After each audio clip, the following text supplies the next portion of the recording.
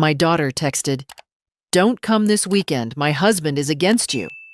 I nodded and canceled all the checks. The next day, she showed up at my doorstep. "Good day, dear listeners. It's Louisa again. I'm glad you're here with me. Please like this video and listen to my story till the end and let me know which city you're listening from. That way, I can see how far my story has traveled." For 63 years, I had lived by a simple principle: family comes first. My late husband, Robert, and I had built a comfortable life through decades of careful savings, modest investments, and honest work. When he passed 5 years ago, he left me with enough to live comfortably and help our only daughter, Jennifer, whenever she needed it. Jennifer had always been my pride and joy, smart, ambitious, beautiful. When she married Derek 3 years ago, I was thrilled. He seemed charming, successful, a good match for my daughter. They bought a house in the suburbs just 40 minutes from my condo. Perfect distance, I thought. Close enough to visit. Far enough for independence. But something had shifted over the past year. The visits became less frequent. The phone calls grew shorter, more transactional. "Mom, can you help with the mortgage this month?" Derek's commission didn't come through. "Mom, we need a new roof. Can you cover it?" "Mom, the car broke down." I said yes. Every single time. What else would a mother do? The checks added up. $5,000 here, $8,000 there. A $15,000 emergency for medical bills that I never quite understood. But I didn't ask questions. I trusted my daughter. I trusted that she needed help, that times were tough, that this was temporary. Then came last Thursday. I had been planning my weekend visit for 2 weeks. Jennifer's birthday was coming up, and I'd found the perfect gift, a vintage brooch that looked exactly like one her grandmother used to wear. I'd also planned to take them out for dinner, my treat, of course. I'd already made reservations at that Italian place they loved. My phone buzzed at 2:47 p.m. A text from Jennifer. "Don't come this weekend. Derek doesn't want you here." I stared at the screen, read it again, then again. No explanation, no apology. Just a blunt command delivered via text message, not even a phone call. After everything I'd done, everything I'd given, this was how she spoke to me? My hands trembled as I typed back, "What do you mean? What happened?" 3 dots appeared, disappeared, appeared again. "He just doesn't like having you around. Says you make him uncomfortable." "Stay home?" Something cold settled in my chest. Not sadness. Not yet. Something sharper. Clearer. I opened my banking app. Pulled up my transaction history. Started scrolling. January. $6,500 to Jennifer. February. $4,200. March. $12,000. April. $8,800. May. $15,000. June. $7,300. My finger kept scrolling. The numbers blurred together. Months and months of transfers. Tens of thousands of dollars. And now I wasn't even welcome in their home? I didn't respond to her text. Instead, I opened my email and began methodically going through my records. Every check I'd written, every wire transfer, every emergency that had required my immediate financial intervention. The Italian restaurant reservation? Canceled. The birthday gift? Returned. The check I'd written just yesterday for their urgent plumbing repair? I called my bank. "I need to stop payment on check number 3847, I said calmly. "May I ask the reason, Mrs. Patterson?" Change of plans. By 5 p.m., I had canceled or reversed every pending transaction. 4 checks stopped.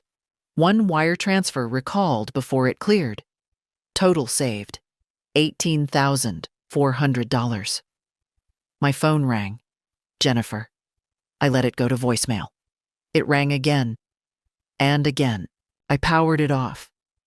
That night, I sat in my living room with a cup of tea and Robert's old financial ledger.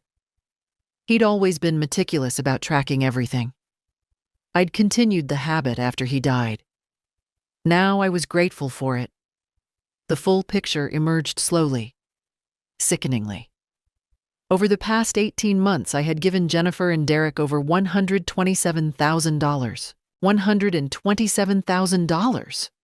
For what? A daughter who couldn't be bothered to call? A son-in-law who found me uncomfortable? Who decided I wasn't welcome in the home my money had helped maintain? The doorbell rang the next morning at 8:23 a.m. I opened it to find Jennifer standing on my porch, mascara smeared, eyes red and puffy. "Mom," she said, her voice breaking. "What did you do?" I didn't step aside to let her in. I stood in the doorway, coffee cup in hand, and looked at my daughter like I was seeing her for the first time. "What did I do?" I repeated slowly. "I stopped payment on checks that I wrote from my account. That's what I did." "Mom, you can't. The plumber is coming today. We already scheduled. Then you'll pay him yourselves." Jennifer's mouth opened and closed. She looked genuinely confused, as if the concept of paying their own bills was foreign to her. "Can I come in?" she finally asked. I considered it, then stepped back and let her pass. She walked into my living room and froze.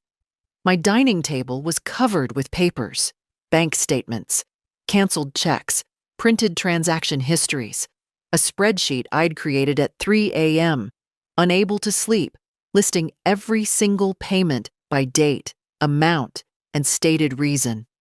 "What is all this?" Jennifer whispered. "Accountability," I said. "Sit down." She sat. I remained standing. 18 months ago, you asked me for help with a mortgage payment.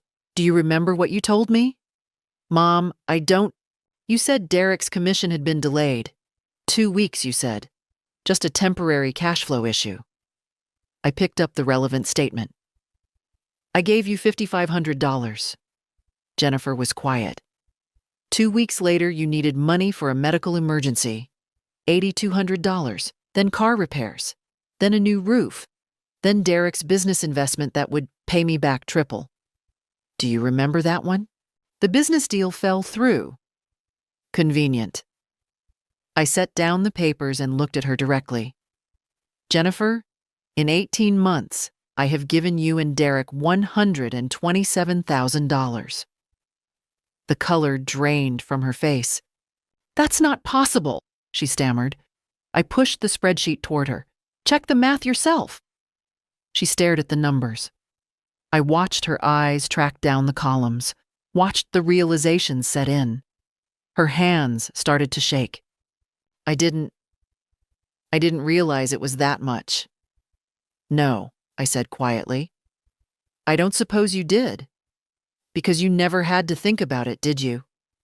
Mom's money was just there, always available, an unlimited ATM that never asked questions." "That's not fair." "What's not fair," I interrupted, my voice harder now, "is being told via text message that I'm not welcome in your home, that your husband finds me uncomfortable after everything I've given you." Jennifer's face crumpled. The tears came quickly. "Derek was he was having a bad day. He didn't mean, don't." I held up my hand. "Don't make excuses for him. And don't insult my intelligence." I walked to the window, looked out at my small garden. Robert had planted those roses. We'd chosen every stone in that pathway together. "I've been awake all night," I said. "Thinking, calculating. Do you know what I realized?" Jennifer didn't answer. "If I continue at this rate, I'll be broke in 7 years. Maybe less. The money your father and I saved for 40 years, gone. My retirement security, gone. And for what? So you and Derek can live in a house you can't afford and take vacations you post on Facebook? Mom, we're not." "I saw the Bermuda photos, Jennifer, last month, while you were asking me for money for emergency dental work." Silence. I turned to face her. Here's what's going to happen. I'm cutting you off. Completely. No more checks. No more wire transfers. No more emergencies that only I can solve. You can't. We'll lose everything. Then you'll figure it out, like adults do. Jennifer stood up, anger replacing tears. After everything we've been through? After I took care of you when Dad died? That stung. But I didn't let it show. You visited me twice after your father's funeral, Jennifer. Twice. Both times you left with a check. She flinched. I think you should go now, I said. Mom, please, go. She grabbed her purse, movements jerky with emotion. At the door, she turned back. Derek's not going to like this. I don't care what Derek likes. After she left, I sat down at my table and opened my laptop. I had research to do. Legal research. Because if I was going to protect what Robert and I had built, I needed to do more than just stop writing checks. I needed to make sure they couldn't access what was mine. I needed to protect my future, and I needed to understand exactly what rights they thought they had to my money. The answer, I would discover, would change everything. Monday morning, I sat in the office of Margaret Chen, estate planning attorney. Her receptionist had squeezed me in after I'd explained it was urgent. Margaret was in her 50s, sharp-eyed, with a reputation for being thorough. Mrs. Patterson, she said, reviewing the documents I'd brought. This is quite a substantial amount of money you've transferred to your daughter. I'm aware. She looked up at me over her reading glasses. And you want to ensure she can't access any more of your assets? I want to protect what's left. Margaret nodded slowly. Walk me through your current estate plan. I explained. Everything was simple. Too simple, I now realized. Jennifer was my sole beneficiary. She had power of attorney for healthcare decisions. Our accounts were set up so she could access them if I became incapacitated. So theoretically, Margaret said carefully, if something happened to you, Jennifer would inherit everything immediately. My stomach turned. Yes. And she knows this? We discussed it years ago, when Robert died. Margaret was quiet for a moment, then pulled out a legal pad. Mrs. Patterson, I'm going to ask you something, and I need you to be honest with me. Do you have any reason to believe your daughter might try to accelerate her inheritance? The question hung in the air like smoke. I don't know, I said finally. 6 months ago, I would have said absolutely not. Today, I don't know what to think anymore. Margaret began writing. Here's what we're going to do. First, we revoke the existing power of attorney and create a new one with a neutral third party. I can recommend a professional fiduciary. Second, we create a revocable living trust and transfer your assets into it. This gives you complete control while you're alive, but makes it much harder for anyone to manipulate your finances. How long will this take? We can have the basic documents ready by Friday. The trust will take a bit longer to fully fund, but we'll get the critical pieces in place immediately. I signed the retainer agreement right there. That evening, I received an email from Derek. The first direct communication I'd had from him in months. Subject: We need to talk, Eleanor. Jennifer is very upset. I think there's been a misunderstanding about this weekend. I never said you weren't welcome. She misunderstood me. We'd love to have you over for dinner Thursday to clear the air. Also, about the stopped payments. I understand you're concerned about finances, but we had contractors scheduled. This has put us in a very awkward position. Can we discuss this like family? Derek, I didn't respond. Wednesday afternoon, my phone rang. Unknown number. I answered. Mrs. Patterson, this is Detective Rodriguez with the County Fraud Division. My blood went cold. Yes? I'm calling about a report filed by a Derek Mallory. He claims you've been experiencing memory issues and have been making erratic financial decisions. He's concerned about your welfare and suggested we do a wellness check. Rage, white and hot, flooded through me. Detective, I'm 63 years old.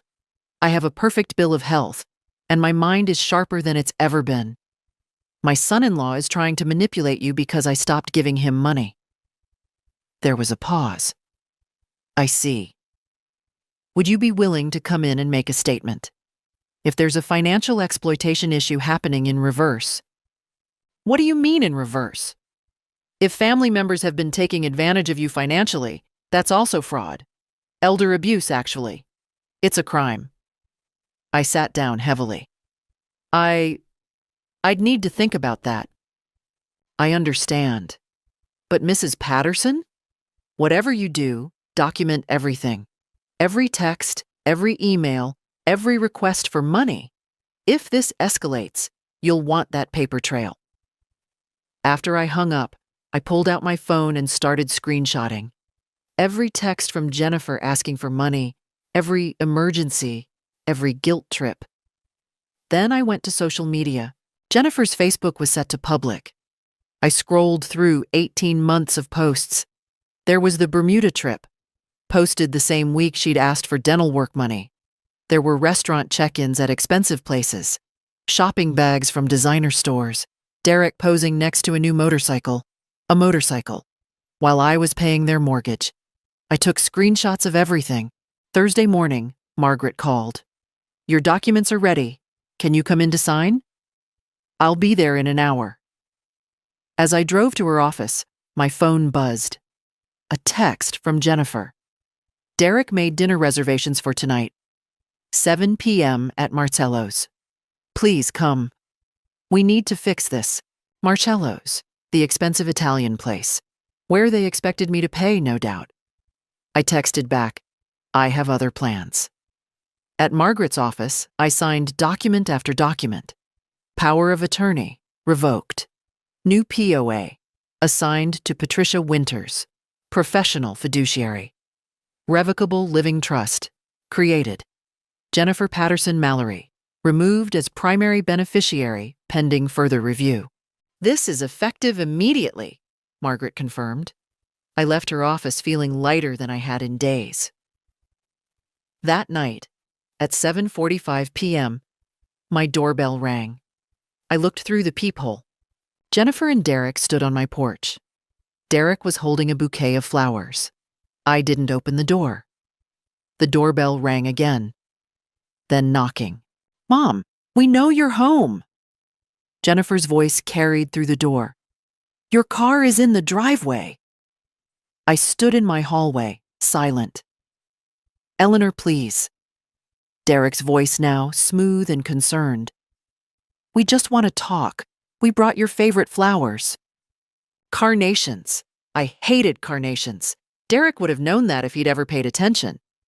We're not leaving until you open this door, Jennifer said, her tone shifting to something harder.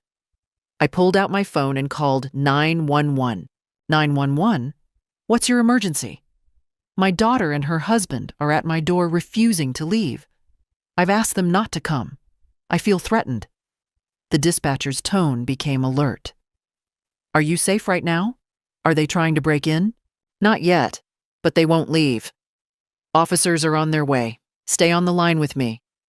Through the door, I heard Derek say, Is she calling the cops? Are you serious right now? Mom! Jennifer pounded on the door. This is insane. We're your family. 6 minutes later, red and blue lights flashed through my front window. I opened the door as 2 officers approached. Behind them, Jennifer and Derek stood on my walkway, Derek's face flushed with anger. Ma'am, you called about a disturbance? The older officer asked. Yes, I asked them not to come here. They showed up anyway and refused to leave when I didn't answer the door. Jennifer pushed forward. She's my mother. I have every right. Actually, ma'am, you don't, the officer interrupted. This is her property. If she asked you to leave, you need to leave. This is ridiculous, Derek snapped. We're trying to have a family conversation. Sir, I'm going to ask you to lower your voice. The officer's hand moved to his belt. The homeowner has the right to refuse entry to anyone. Do you want to leave peacefully, or do we need to escort you? Derek's jaw clenched. He looked at me with undisguised contempt. You're really doing this? After everything? After everything, I said quietly. Yes. The younger officer stepped forward. Folks, time to go. Now. Jennifer started crying. Mom, please, we need to talk. Derek lost his job. We're going to lose the house. We need— I said now, the officer repeated. They left. Derek peeled out of my driveway fast enough to leave rubber marks. After the officers took my statement and departed, I locked every door, closed every curtain, and sat in my dark living room shaking. Derek had lost his job. When? How long had they known? How long had they been planning to hit me up for even more money? My phone started buzzing. Text after text. You're unbelievable. We're family and you called the cops? Derek's mother was right about you. You're a selfish, bitter old woman, Dad would be ashamed. That last one made me throw my phone across the room. The next morning, I found a letter shoved through my mail slot. No stamp. Hand delivered. Eleanor, you've made your position clear. Fine. But you should know that we've consulted with an attorney. Given your recent erratic behavior, cutting off family, calling police on your own daughter, we have grounds to petition for a competency evaluation. If you're experiencing cognitive decline, someone needs to manage your affairs. We're giving you 1 week to reconsider your decision. Transfer $50,000 to cover our immediate expenses, and we'll forget this ever happened. Otherwise, we'll have no choice but to take legal action to protect you from yourself. This is your choice. Derek, $50,000, a direct demand, not even hiding behind emergencies anymore. I photographed the letter and emailed it to Margaret Chen. She called me within an hour. This is extortion. We need to respond formally. I'm drafting a cease and desist letter. If they continue this behavior, we can pursue a restraining order. Do it. Eleanor, I also think you should know. A competency petition isn't as simple as they're making it sound. They'd need substantial evidence, medical documentation. But if they do file, I'll get examined by any doctor they want. I'm perfectly competent. I know you are, but the process itself can be stressful. Are you prepared for that? Was I? I looked around my quiet house. Robert's photo on the mantel. Our wedding album. 40 years of memories. Yes, I said. I'm prepared. Margaret's cease and desist letter was delivered Friday afternoon via certified mail. Saturday, my phone rang. Jennifer. I let it go to voicemail. The message. Mom, Derek's really angry. I'm trying to calm him down, but he's talking about doing something drastic. Please, just give us something. Anything. I'm scared of what he might do. Manipulation, threats, fear tactics. I deleted the message. Sunday, I drove to my sister's house 3 states away. I didn't tell anyone I was leaving. I just packed a bag and left. I needed distance, space to think, time to let my nervous system settle. Marie met me at her door with open arms. Stay as long as you need, she said. I stayed for 5 days. Marie's guest room faced a small garden. Every morning I sat by the window with coffee and watched cardinals visit the bird feeder. Simple, peaceful. Nothing like the chaos I'd left behind. You look better, Marie said on the 3rd day, joining me with her own coffee. Less like you're about to shatter. I felt like I was. I know. She was quiet for a moment. Has Jennifer tried to contact you? 47 times. Calls, texts, emails. I've read none of them. Marie raised an eyebrow. That takes discipline. Or self-preservation. That afternoon, Marie convinced me to join her book club. 6 women, all roughly our age, meeting in someone's living room to discuss a mystery novel I hadn't read. I almost declined, but Marie insisted. You need to be around people who aren't trying to extort you. she said. At the meeting, I sat quietly, listening to them debate plot holes and character motivations. Then, Linda, the host, turned to me. Marie said you're visiting for a bit. Getting away from some family stress? I hesitated. Marie gave me an encouraging nod. My daughter and her husband have been taking advantage of me financially, I said, for over a year. I finally cut them off, and now they're threatening me. The room went silent. Then Carol, a retired banker, leaned forward. How much?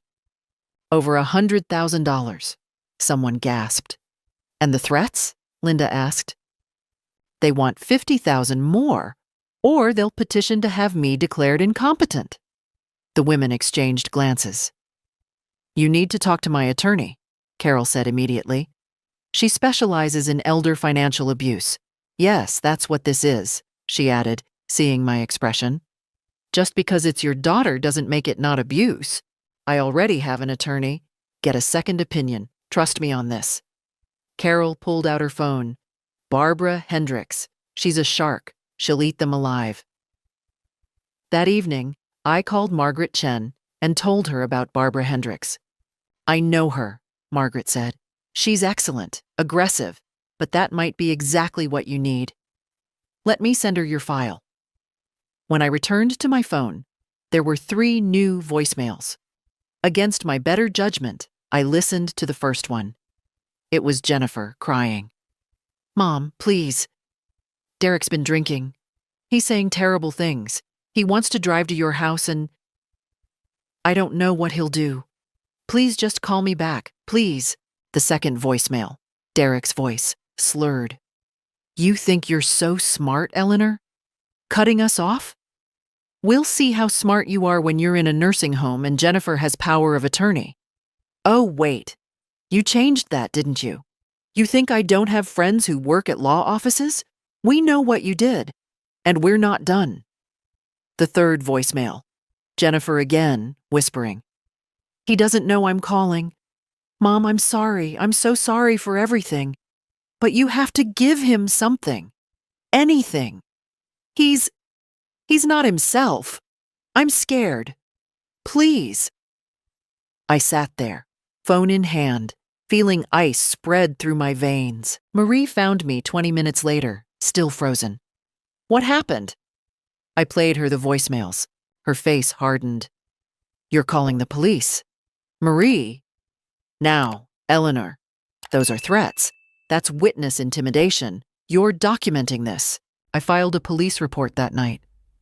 The officer who took my statement was sympathetic but realistic. Without a direct threat of violence, there's not much we can do. But this is on record. If things escalate, you'll have documentation. Friday morning, I met Barbara Hendricks via video call. She was 60, silver-haired, with eyes like a hawk. I've reviewed your file, she said without preamble. Your daughter and son-in-law have committed financial exploitation. The voicemail your son-in-law left constitutes witness intimidation. You have grounds for a restraining order and potentially criminal charges. I don't want to put my daughter in jail. Mrs. Patterson, I need you to understand something. Your daughter is not a victim here. She's a willing participant. She made the requests. She cashed the checks. She's using emotional manipulation to continue the abuse. The tears, the fear tactics, it's all part of the pattern. Her words hit like cold water. But she's my daughter. I understand. But right now, she's also your abuser. Barbara's voice softened slightly. You can love her and still protect yourself. Those things aren't mutually exclusive. That weekend, Marie took me to her church. I hadn't been to services in years, not since Robert died. But sitting in that pew, listening to the sermon about setting boundaries and protecting your peace, something in me began to settle. After the service, 3 women approached me. They'd heard my story through Marie. My son did the same thing to me, one said quietly.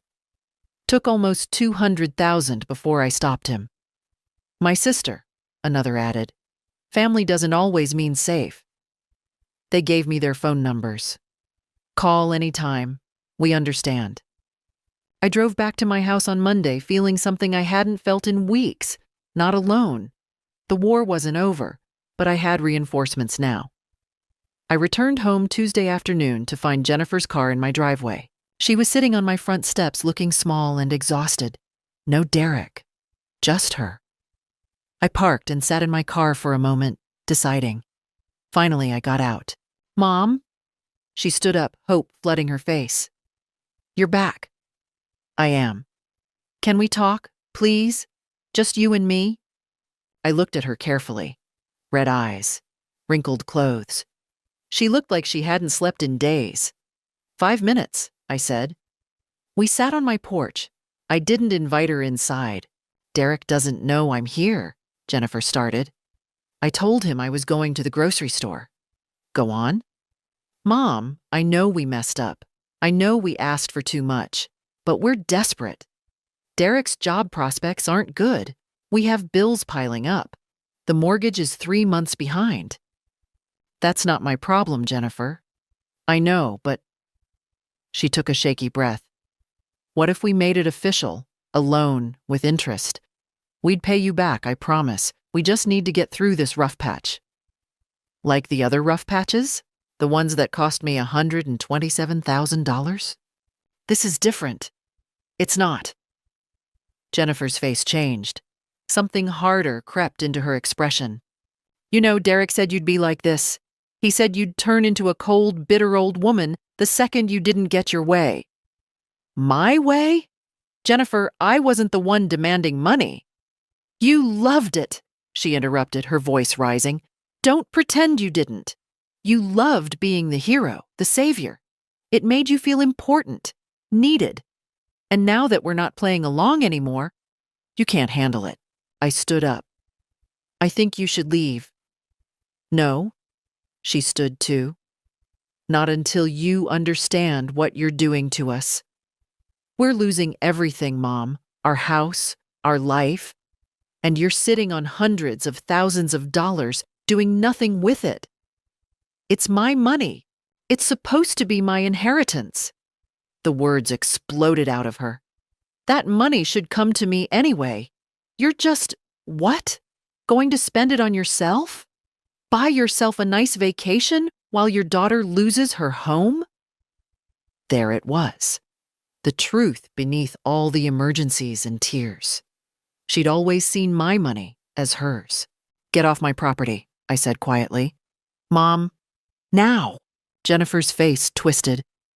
For a moment, she looked like a stranger. "You're going to regret this. When you're old and sick and alone, you're going to remember this moment. You're going to remember choosing money over your own daughter." "I'm choosing myself over being used. There's a difference." She grabbed her purse and stomped to her car. But before getting in, she turned back. Derek was right. We should have filed the competency petition already, because you're clearly not thinking straight. She drove away, tires screeching. I went inside, locked the door, and immediately called Barbara Hendricks. "They're escalating," I told her. "Jennifer just threatened me with the competency petition again." "Good," Barbara said. "Let them file. We'll bury them with medical documentation. How's your health?" "Perfect. I see my doctor next week for my annual physical. Ask for a cognitive screening, a full neurological workup. Document everything.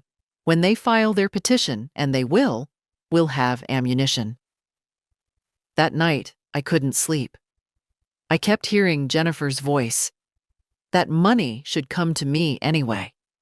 At 2 a.m., my phone lit up. A text from an unknown number. "You're making a big mistake, Eleanor. We tried to be nice. We tried to work with you, but you're forcing our hand. Expect papers to be served next week. Hope you enjoy wasting your money on lawyers instead of helping family. Derek?" I screenshotted it and sent it to Barbara. Her response came 5 minutes later. "This is gold. Keep them texting." I didn't respond to Derek, but I didn't block the number either. Wednesday, I went to my doctor. "I need a full cognitive assessment," I told Dr. Reyes. She looked surprised. "Eleanor, You're sharp as a tack. What's this about?" I explained the situation. Her expression darkened. "This is elder abuse. You know that, right?" "I'm learning." She ran every test available. Memory assessments, neurological exams, problem-solving tasks. I scored in the 95th percentile for my age group. "I'll write a detailed report," Dr. Reyes said. "If anyone questions your competency, they're delusional or malicious, probably both." Armed with medical documentation, I felt something shift inside me. Fear was still there, but underneath it, something stronger was growing. Resolve. They wanted a war? Fine, I'd give them one. The petition arrived exactly 1 week later, delivered by a process server who looked apologetic. Petition for determination of incapacity and appointment of guardian. Jennifer Mallory. Petitions the court to determine that Eleanor Patterson lacks the capacity to manage her financial affairs and to appoint Jennifer Mallory as legal guardian. I read it calmly. Barbara had prepared me. The petition listed evidence: erratic financial decisions, cutting off family without reason, paranoid behavior, calling police on family members, sudden personality changes. It was garbage, but it was official garbage. "Let them dig their grave deeper," Barbara had said. "Every lie they tell under oath is another nail in their coffin." The hearing was scheduled for 3 weeks out. I spent those weeks preparing. Barbara requested Jennifer and Derek's financial records through Discovery, their bank statements, credit card bills, social media posts. The picture that emerged was damning. While claiming poverty, Derek had purchased an $8,000 motorcycle. They'd taken 3 vacations in 18 months, designer clothes, expensive dinners, all while crying to me about medical emergencies and unpaid mortgages. "They're frauds," Barbara said simply, "and we're going to prove it." The day of the hearing, I dressed carefully. Conservative blue suit, pearl earrings Robert had given me for our 30th anniversary. I wanted to look exactly like what I was, a competent, dignified woman. Jennifer and Derek sat across the courtroom with their attorney, a young man who looked increasingly uncomfortable as he reviewed the documents Barbara had filed. The judge, Honorable Patricia Morrison, was in her 60s. She had a reputation for not suffering fools. Jennifer's attorney went first, calling her to the stand. "Ms. Mallory, please describe your mother's recent behavior." Jennifer dabbed at her eyes. "She's changed, Your Honor. She used to be so warm, so generous. Then suddenly she cut us off completely. She called the police on us when we just wanted to talk. She won't return our calls. It's like she's become a different person." "And what do you believe caused this change?" "I think she's experiencing cognitive decline, maybe early dementia. She needs help managing her affairs before she hurts herself financially." Barbara stood. "Objection. Ms. Mallory isn't qualified to diagnose medical conditions." "Sustained," Judge Morrison said. "Ms. Mallory, please stick to observed behaviors, not medical speculation." Jennifer's attorney tried again. "Can you describe specific financial decisions that concerned you?" "She stopped paying for things she'd agreed to help us with, stopped payments on checks without warning. It was erratic and unlike her." Barbara's turn. She stood slowly, buttoning her jacket. "Ms. Mallory, in the 18 months prior to your mother cutting you off, how much money did she give you?" Jennifer hesitated. "I don't know exactly." "Let me help. According to bank records, $127,000. Does that sound right?" "It was loans." "Loans? Do you have any written loan agreements?" "No, but—" "Any record of repayment?" "We were going to pay her back, but you haven't, not a single dollar, correct?" Jennifer's face flushed. "We've been struggling." "Struggling?" Barbara pulled out a photo. "This is from your Facebook, posted 6 weeks ago. You're in Aruba. The caption says, 'Much needed vacation.' Does this look like struggling? That was Derek's company paid for that. Derek's company? The same company he was fired from 3 months ago? Barbara produced a document. Termination notice dated October 15th. The Aruba trip was November 20th. Who paid for it, Ms. Mallory? Jennifer looked at her attorney. He was studying the table. Your Honor, Barbara continued, I'd like to enter into evidence financial records showing that while claiming poverty to Mrs. Patterson, the Mallorys spent over $40,000 on luxury items, vacations, and entertainment. She began laying out documents, credit card statements, purchase receipts, social media screenshots, time-stamped and cross-referenced with financial transactions. Judge Morrison examined them, her expression growing sterner. Ms. Mallory, did you tell your mother you needed $15,000 for medical expenses in March?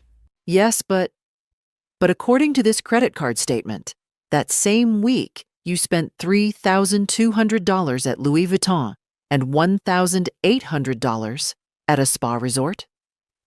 Silence. Answer the question, please. Those were separate issues. Barbara wasn't done. Your Honor, I'd also like to note that Mrs. Patterson has undergone comprehensive medical and cognitive testing. She handed over Dr. Reyes's report. As you'll see, she scored in the 95th percentile for her age group. There's zero evidence of cognitive decline. Judge Morrison read the report. I'd also like to note, Barbara continued, that we have text messages and voicemails from Mr. Mallory threatening Mrs. Patterson. One message explicitly states, and I quote, "We'll see how smart you are when you're in a nursing home." This petition isn't about protecting Mrs. Patterson. It's retaliation for her refusing to continue funding their lifestyle. Derek jumped up. That's bullshit. Mr. Mallory, Judge Morrison's voice cracked like a whip. Sit down and control yourself, or I'll hold you in contempt. He sat, jaw clenched. The judge looked at Jennifer. Miss Mallory, I'm dismissing this petition. Furthermore, I'm ordering you to pay Mrs. Patterson's legal fees. What you've done here borders on fraud. Jennifer burst into tears. And if you ever file a frivolous petition like this again, Judge Morrison continued, I'll refer you to the district attorney for investigation of elder abuse. Do you understand? Yes, Your Honor, Jennifer whispered. Outside the courtroom, Derek grabbed Jennifer's arm and dragged her away without a word. I stood with Barbara in the hallway, feeling strangely calm. That, Barbara said, is what winning looks like. Barbara wasn't finished. Eleanor, you have grounds to pursue this further. Criminal charges for financial exploitation, a civil suit to recover the money they took, a restraining order. We can go after them for everything. I looked down the courthouse hallway where Jennifer and Derek had disappeared, his hand gripping her arm so tightly I could see the white of his knuckles even from this distance. All of it, I said, my voice steady. I want all of it. Barbara smiled. It wasn't a warm smile. It was the smile of a predator who'd just been given permission to hunt. Good, let's destroy them. 2 weeks later, the district attorney's office contacted me. Barbara had sent them our complete file. Every text message, every voicemail, every fraudulent emergency, every threat. After reviewing the evidence, they were moving forward with criminal charges. Elder financial exploitation, a felony carrying up to 5 years in prison.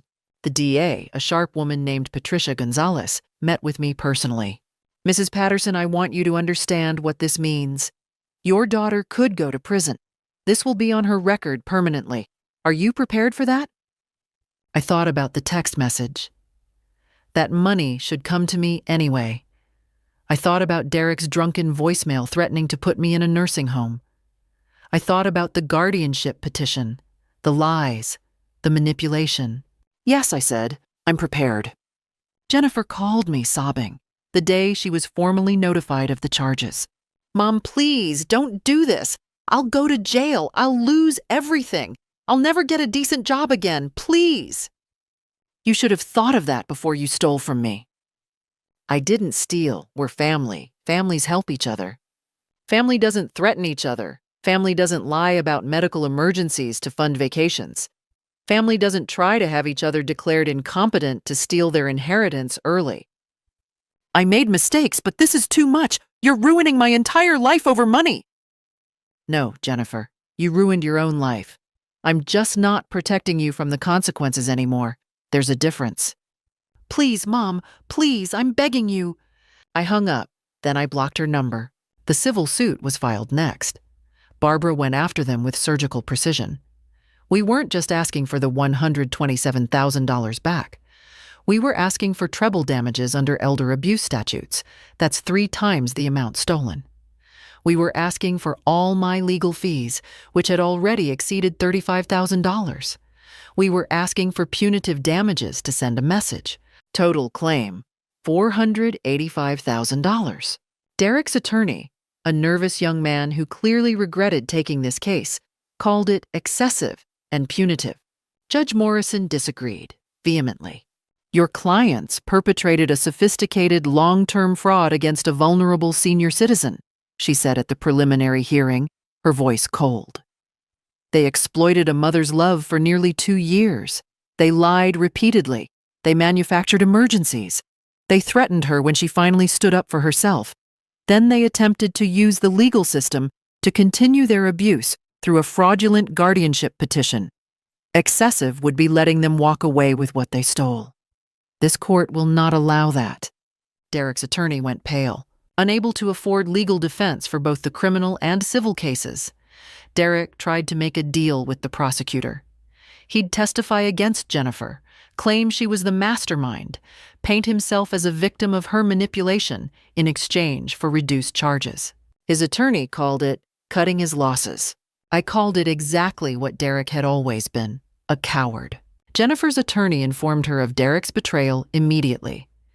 The lawyer wanted her to know what she was up against, wanted her to consider her own plea deal before Derek's testimony poisoned the well completely. She showed up at my door 2 hours later. I saw her through the peephole, hair unwashed, clothes wrinkled, eyes wild with panic.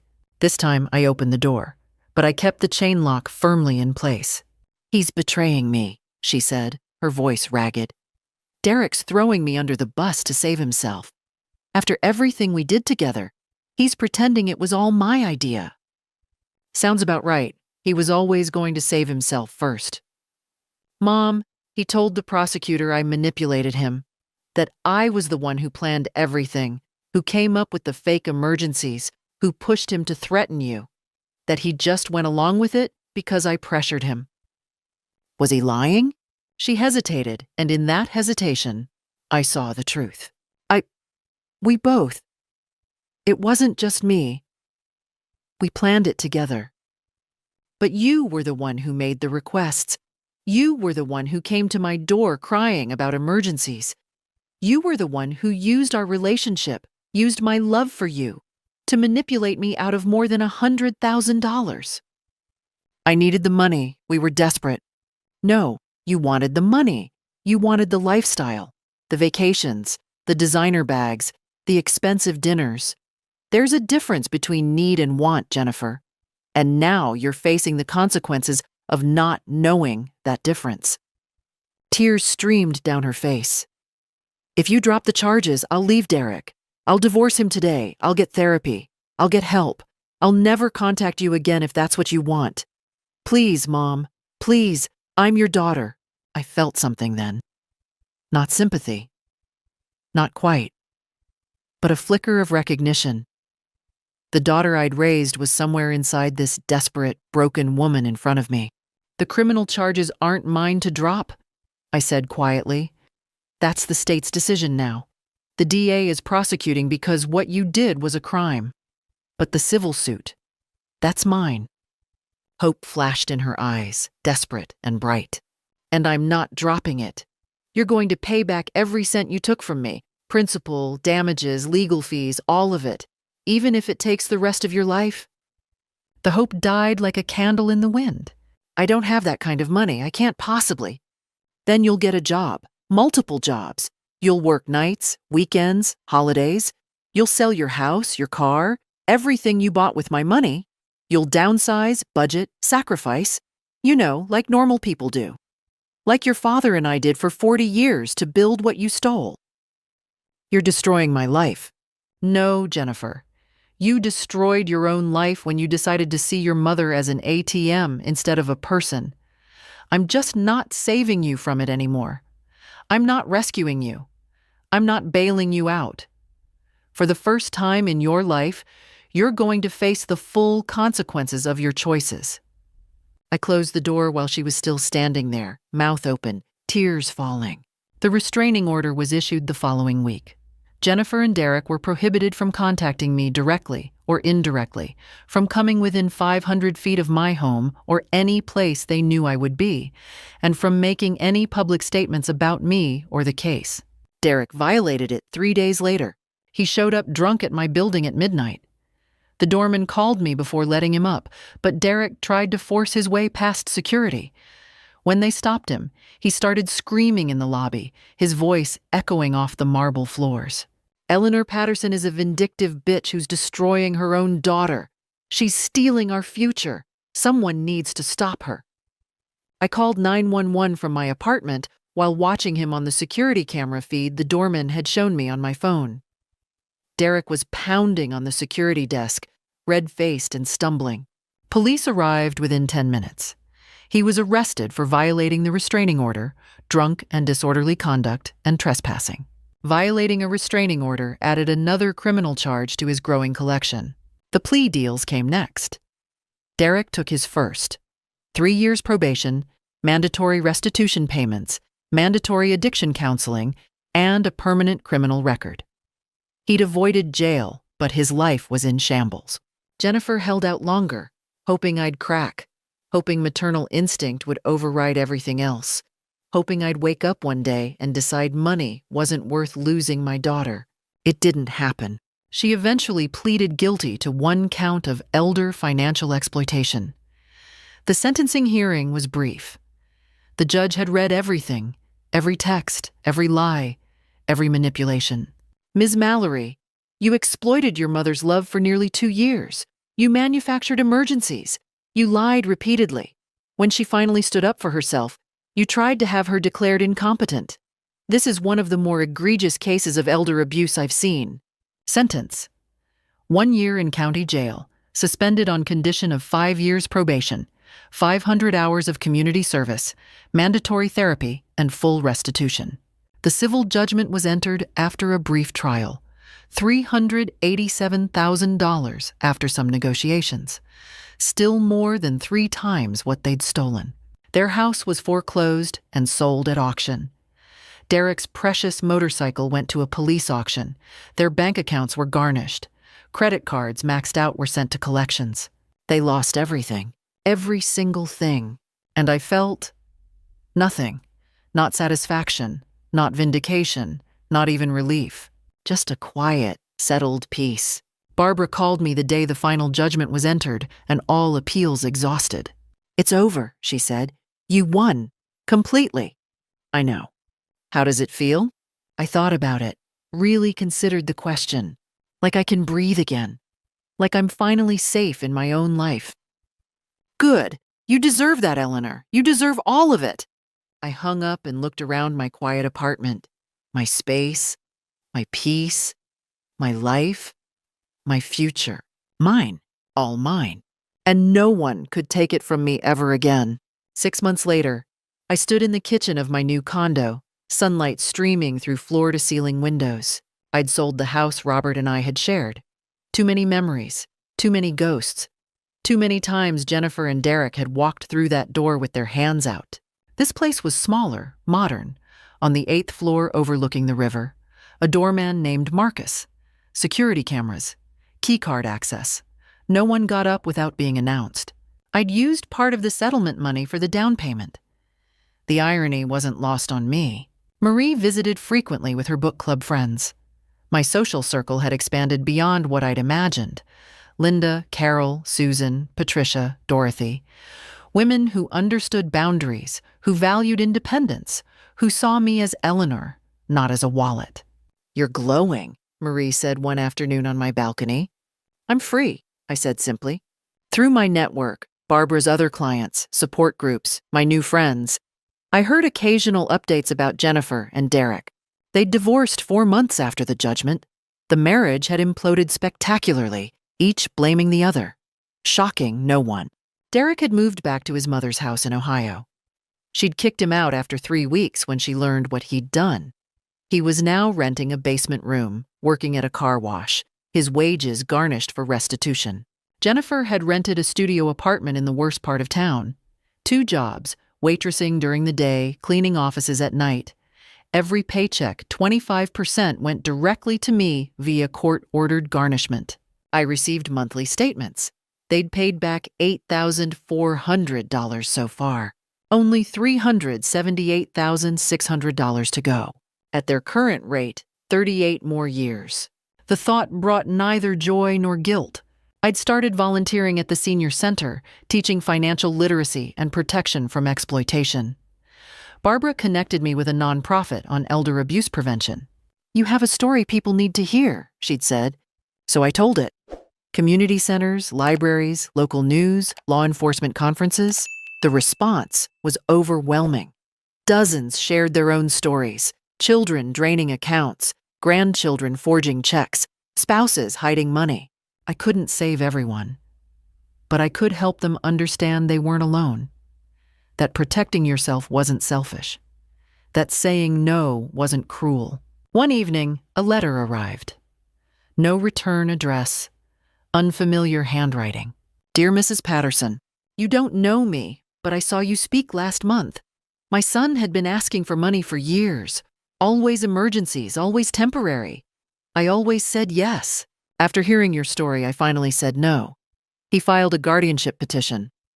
Thanks to your advice, I had documentation ready. The judge threw it out. You saved me from losing everything. Thank you. I kept that letter, and the dozen others that followed. Meanwhile, I heard Jennifer had contacted Robert's siblings, asking for money. They'd all refused, knowing the full story. She'd applied for bankruptcy. The attorney informed her restitution from criminal cases couldn't be discharged. The debt would follow her forever. Derek had been fired from the car wash for showing up drunk. He was on unemployment, living off his mother's grudging charity. Their lives had imploded completely. Did I feel bad? Sometimes. Late at night, thinking about the little girl who'd brought me dandelions, who'd cried when her goldfish died, who'd held my hand at Robert's funeral. But then I'd remember, that little girl had grown into a woman who saw me as a bank account, who'd lied about emergencies, who'd tried to have me declared incompetent, and the guilt would evaporate. Dorothy and I traveled together, Alaska, New England, planning Ireland for spring. I used my money on myself, on experiences, on joy, on the life Robert and I had saved for. You seem 10 years younger, my doctor said at my checkup. I feel 20 years younger, I said honestly. Stress aged you. Freedom reversed it. My blood pressure was down, my sleep deeper, my anxiety gone. I'd started painting classes, something I'd always wanted to try. Life, it turned out, was pretty damn good when you weren't being bled dry by people who claimed to love you.